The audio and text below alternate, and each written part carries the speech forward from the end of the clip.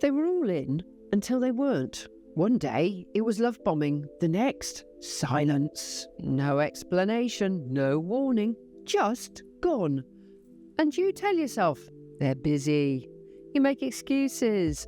You wait for the message that never comes. But let's be honest, ghosting isn't confusion, it's communication.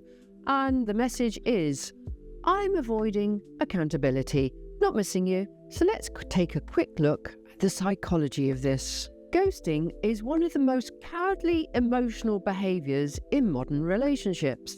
But it's not new, it's just digital now. It's the adult version of hiding in a cupboard when you've broken something. Ghosters aren't necessarily bad people, but they're emotionally undeveloped.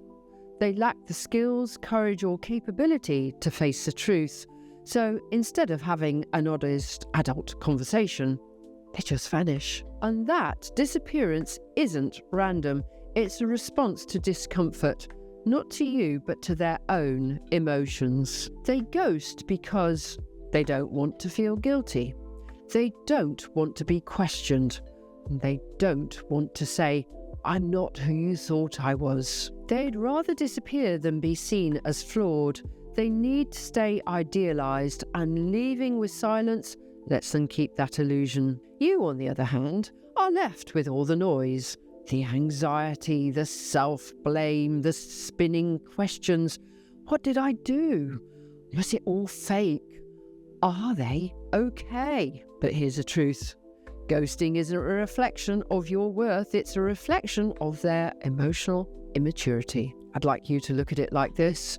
Ghosters are emotional magicians. They create the illusion, the connection, the chemistry, even intimacy. They pull you into a world that feels real, and then suddenly they vanish. Not because the magic wasn't real, but because it was never there. They were performing the whole time. They gave just enough to keep you hooked, just enough to make you believe it, just enough to make you believe it mattered. And when the show was over, they disappeared behind the curtain of silence, leaving you sitting in the audience, clapping for a trick that wasn't even about you. Because ghosters don't love people, they love how people make them feel. The moment it's inconvenient, poof, gone. So let's look at some solutions of how to reclaim your power after being ghosted. Firstly, stop filling in their silence with your story. When someone ghosts you, your brain scrambles for answers. You create a narrative to make it make sense. They must be stressed. Maybe it's something that's happened. Maybe I pushed too hard. Just press stop. Their silence is the message. It's not a question for you to answer. It's a truth for you to accept. It tells you all about them and nothing about you. Don't chase the vanishing act. One of the hardest parts of being ghosted is the temptation to reach out, to ask why, to get closure, to make them see your pain. But here's the issue. They already know what they've done. They're just avoiding it. Sending a message to a ghost won't get you answers, just gives them more power. If someone can disappear without a word, don't reward that with more of your voice. Then reframe the rejection. It wasn't personal, it was protective. The person who ghosted you didn't have the strength to show up. That's not someone you want to build a life with.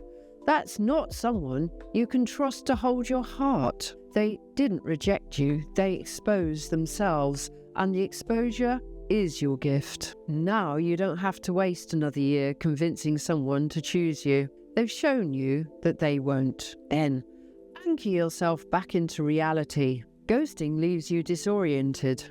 The question if it was all real, if you misread the signs, if you imagined the connection. Ghosting leaves you feeling disorientated. You question if it was all real, if you misread the signs, if you imagined the connection. So come back to the facts.